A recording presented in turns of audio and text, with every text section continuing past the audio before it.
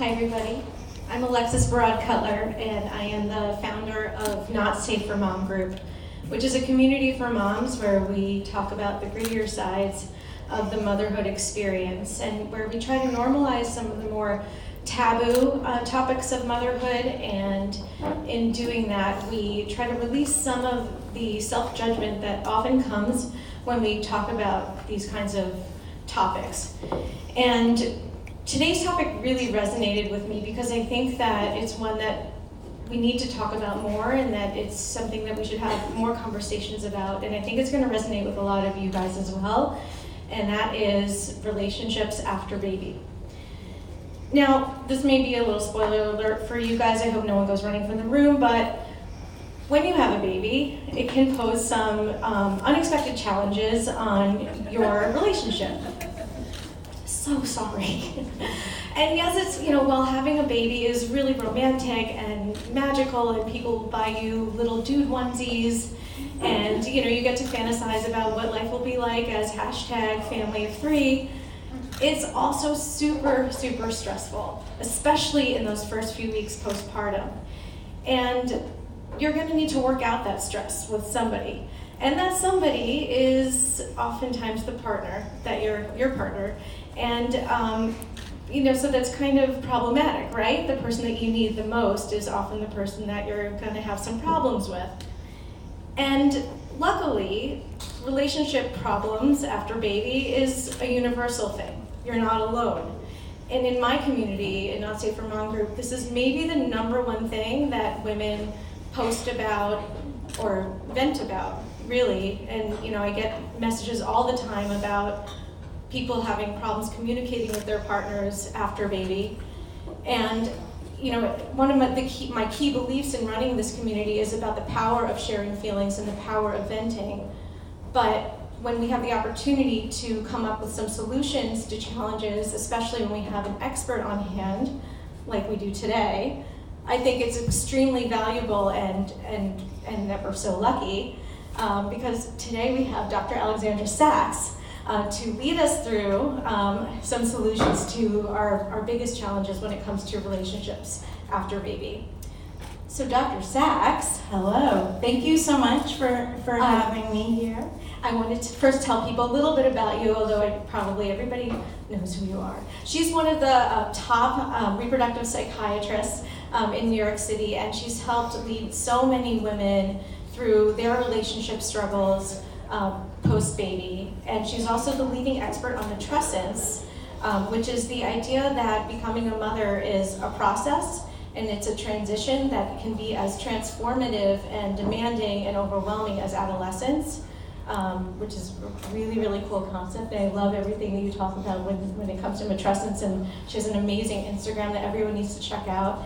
Her TED Talk has been viewed over 1.5 million times, and maybe more as we've been sitting here. And she's a New York Times regular, and you may have read her article, The Birth of a Mother. So, we'll get to it. I'm also someone who was here when it was a well-rounded event the last time, and it was so fun, so thank you for having me back. And I love working with Jess and Katie, and I'm just becoming to know Motherly better, and we're planning an event in San Francisco, so it's really special to be included in this community. And I feel like I'm with friends, so thank you for having me. And I've been dying to talk to you for ever. Yes, we've been Instagram friends. We were Instagram haven't had a chance to meet before. Yeah, it's our first in real life, so yeah. it's really, really nice. Yeah. Thank you, Motherly. Yeah. Bringing people together. Yeah. Okay, so some of you might be sitting in the audience hearing about relationship stress post-baby and being like, so it's time for me to go because this doesn't apply to me at all. My relationship is perfect, it's peaceful, baby's gonna come, everything's gonna be exactly the same, sorry for the rest of y'all. Never gonna fight ever. What would you say, Dr. Sacks, to the mom who might be thinking that right now? That you could maybe help her prepare for the changes that might be coming her way in her relationship, while she's still pregnant? Yeah, sure. I mean, and I was thinking about what you said before. It's really interesting to me that the number one thing that people write in for you is about relationship challenges. That isn't my experience in my conversations, and I think we're going to get to this. I think the number one thing that people talk to me about is their families, and their childhood and their sort of experience with their mothers becoming a mother.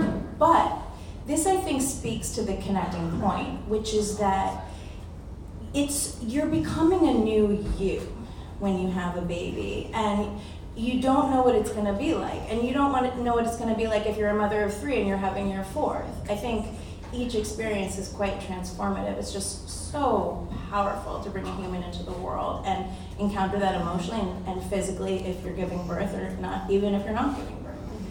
But I think it just turns everything around, because you're turning around.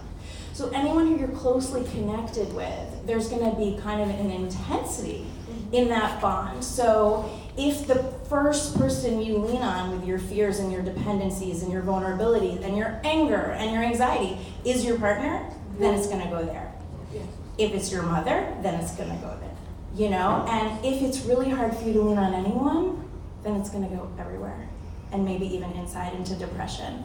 So it's just so important that I think the best thing to do to prepare is to learn more about how much you're gonna be kind of in this incredibly demanding experience. And I think sort of where to begin is with the expectation that this transition is gonna be blissful and stress-free.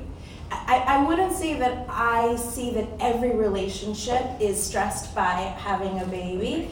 And I didn't mean to think you were implying that. I'm just kind of like brainstorming, but I think every human is stressed by having a baby. And if you and your partner are both having the baby together, you're both stressed, right? Because you're going from 2 to 3, they're becoming a father or a mother, they're sharing a bed with you and the baby, which they haven't done before.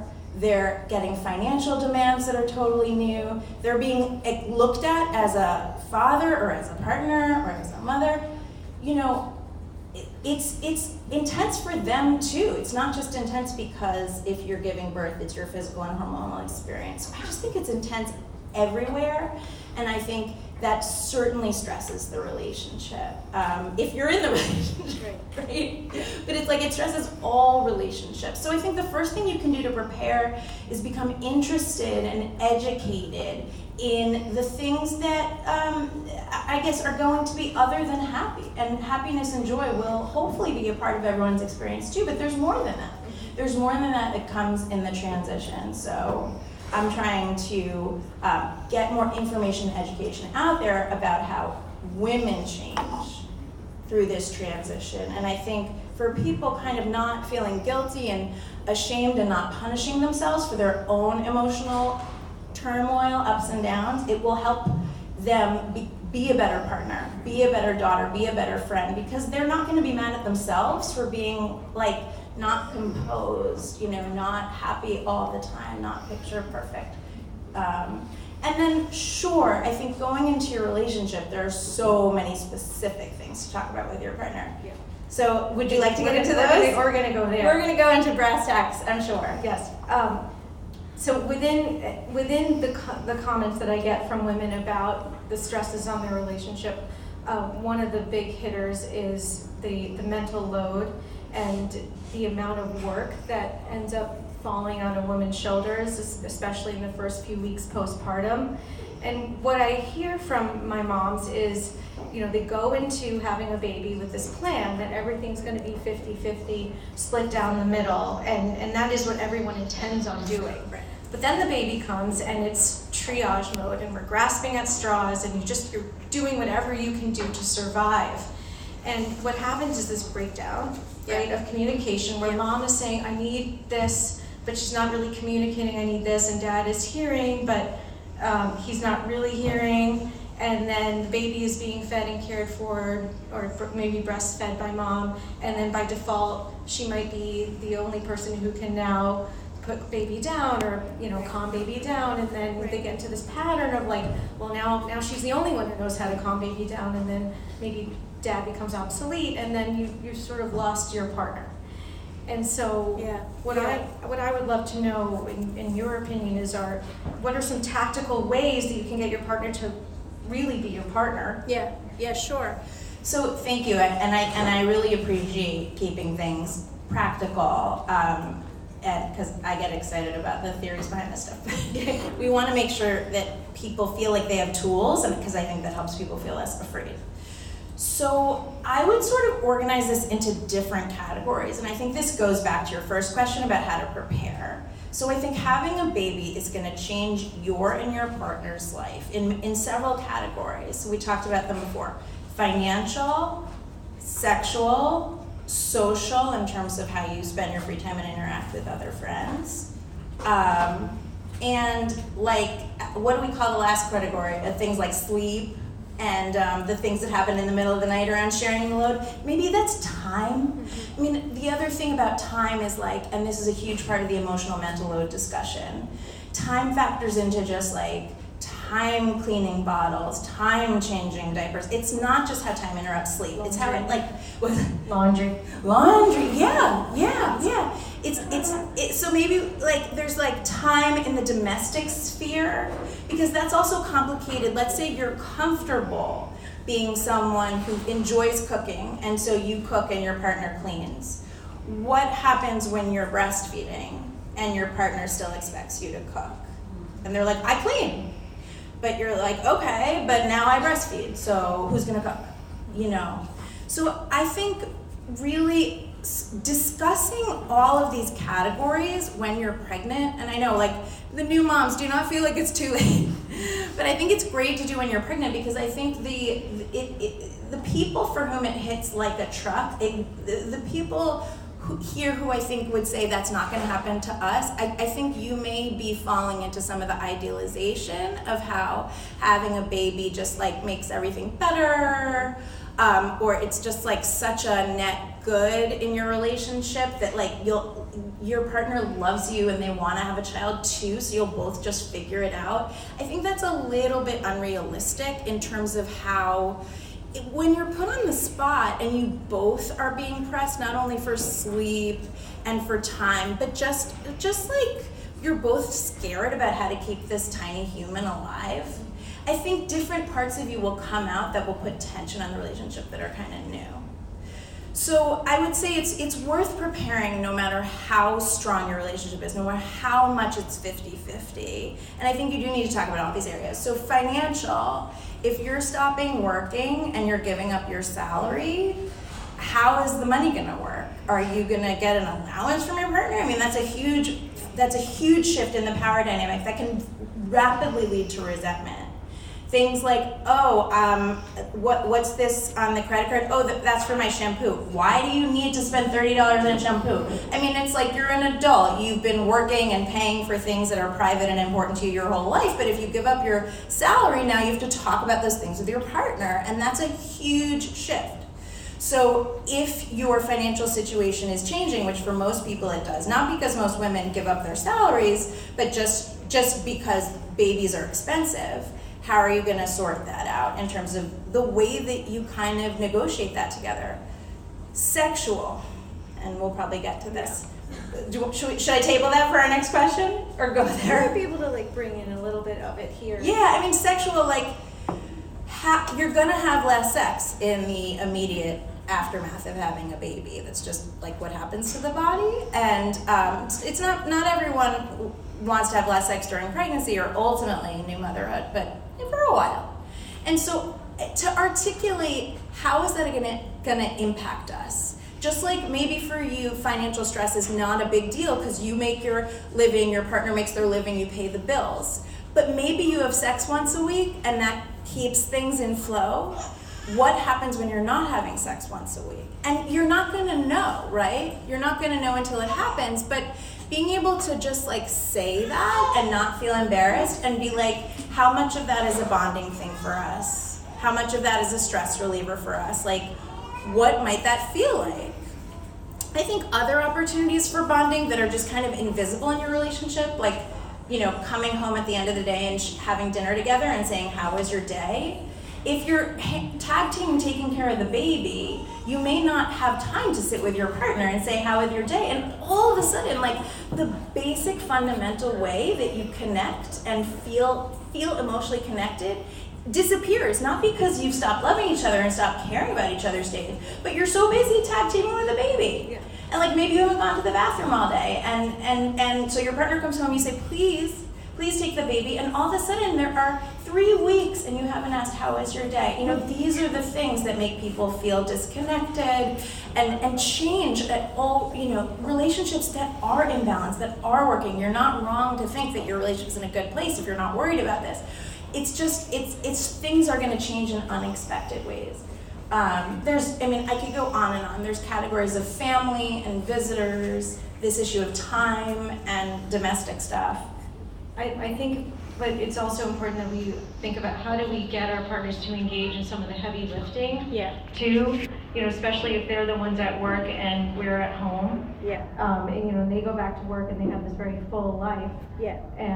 But also a demanding life. We have a demanding life at home if we are at home, you know, in that period of on maternity leave even, or choosing to stay at home, and we're doing this heavy lifting that they don't understand. And then they come home and we feel like we don't have an equal partner because they're tired, you know, in their own way. Well, you don't. I mean, you're both working. You're both tired. But I think we're almost done. Oh, we can talk about this for 3 hours. The one thing I would say about that is that at the bottom and the heart of the mental load discussion, I think, is the minimization of the work of motherhood in our culture. I think that it's really important that we talk about the work of motherhood and fatherhood and parenting more and more and more in serious spaces, you know, at companies, in government.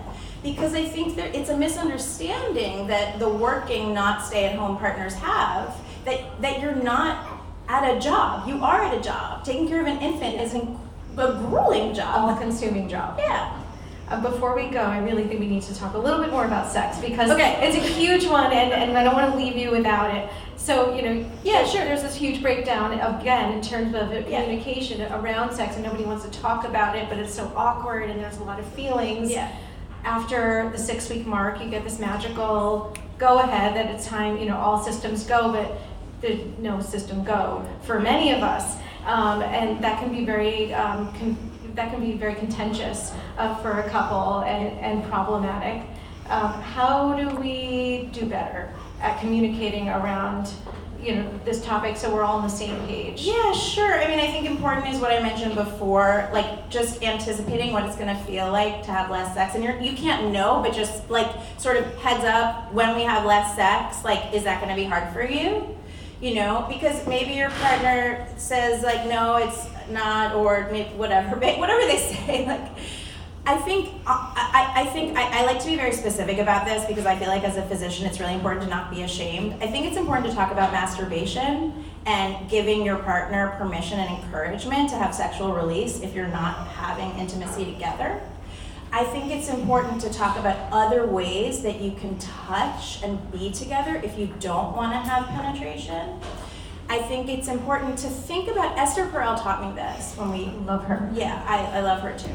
And a lot of the stuff that I know about couples and relationships I learned from her. She said, don't think about sex as the only sexual thing you do together. Sex is about giving. Sex is about excitement. Sex is about just reconnecting with other parts of yourself. So there are other things you can do together as a couple that feel close and cuddly or feel nurturing, like maybe they'll make a meal for you or give you a massage, or that just feel like play, like fun and good libido energy play that aren't about your genitals, you know? So just to like be a little bit more flexible in how you define sex too, because sex is really about connecting. That's what it's about. And I think we forget to sometimes even touch our partners in, you know, those regular casual ways after we have a baby. We're so busy touching and being touched all day that even just to like put our arm on someone's shoulder or like give a hug when they come home, at the end of the day, or when we come home at the end of the day, that goes to the wayside because we've been so physical all day. Yeah. But those touches matter too. They do, and if you're touched out and you don't have the bandwidth for it, maybe you need to encourage them to get a massage. Maybe you need to give them permission to masturbate. I hear all the time from couples like, oh, they wouldn't do that. Like, as if, that would be in place of sex and therefore wrong. It's not wrong. Or there are women that actually, people complain, on Not Safe for Mom group, like, I can't, what's he doing in the bathroom so long? He must be masturbating. Right, as if that's a bad thing. It's not a bad thing. It's a good thing. It's good for in a transition in a relationship. And it will serve you lifelong, right? To just know that you don't always have to be on the same page when you have sexual urges. That, like, it's okay to come apart and come together, and that's healthy and good. Do we have time for one more thing? Yeah. One more. Okay. Just about mothers and our own mothers. Yeah. This came up recently. The problematic mothers in our own lives, or the inability to talk to our mothers about when we have a baby and how they communicate with us, how we communicate with them. Like when you have a baby and your mom is like, I'm going to stay with you now for 2 months, and you're like, that is so super generous. Please don't. Or you have a mother that isn't going to stay with you and that's super hurtful, or you know that she's not going to be helping you in the ways that you need, and it's really hard to manage those feelings and to even manage that relationship. Yeah. That comes up a lot for us. I was wondering if you might have some insight into how to handle that kind of communication. Yeah, thank you for that question. I mean, I brought that up earlier because I feel like that's at the core. When people are struggling in their romantic relationships, I think it has a lot to do with history of attachment issues that stem from childhood. There is no real answer how to sort of deal with disappointments with your parent, but I think the one thing that goes back to the relationship discussion is to expect it. To expect that it's not, whatever your relationship with your mother, and no matter how wonderful and loving she is, just like no matter how wonderful and loving your partner is, it's not gonna look how you imagined it in your head. This experience of what it's gonna be like with your partner or your mother when the baby arrives is not going to follow your fantasy, and you're gonna have rich fantasies about it, because that's part of the emotional and mental preparation for having a baby, is imagining it in your mind, and that's like a beautifully creative aspect of pregnancy. But how it plays out IRL is not going to be how it looks in your mind. And so I think the first step of the work comes with preparing yourself. Like, this is going to be different. It might be easier than I expected. It might be harder than I expected. You might know that your mom wants to come over every day and you really don't want that. And so that's like more specific, and you know that kind of going into it. And so I think that conversation is really about practicing conflict and being able to say things that are being true to yourself but may not be what another person wants to hear. I think that's something that every mother needs to reflect on. Every human needs to reflect on, but like certainly when you have a baby, you have to start learning how to put your needs first, because you're always going to be putting the baby's needs first. And so like what happens to everyone else in the world, like your mom or your partner or your best friend or your boss or just like your neighbor who you usually offer to get coffee or whatever it is, if you need to say no and that's hard for you, you really have to start practicing. Put it in now. Yeah, and really reflect on the guilt that comes up, because there's nothing wrong with taking care of yourself. And I love ending on this note because I think this is so core to motherly and well-rounded and Not Safe for Mom, and really everyone who's working in this space, and a lot of people in this room are. I think that the fundamental advice is permission to take care of yourself. Self-care is not selfish. And that's true when it comes to sex. That's true when it comes to your mom wanting to come over. And that's true when it comes to buying your own shampoo. It's like you're a person, you're going to be taking care of another person in a real way that's totally new for you. And so if it's hard for you to be comfortable taking care of yourself, you really have to get into that.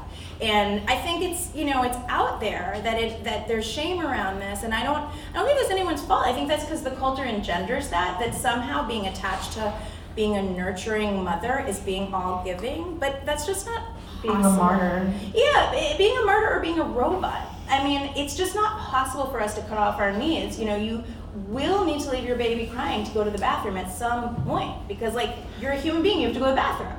And you don't have a choice, you know? So you cannot be all giving. It's just not an option. You're a human, you're not a robot, and you can give and be good enough. You don't have to be perfect. It's not an option. And taking care of yourself is not a flaw.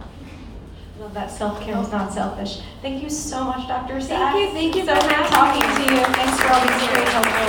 Thank you. And that's it. Thank you guys for such an inspiring conversation. Thank you all for being here on our Becoming Mama event. Don't forget to grab a gift bag on your way out and save the date for our postpartum wellness workshop. You've set us up very well for that time, June 14th. Have a great night.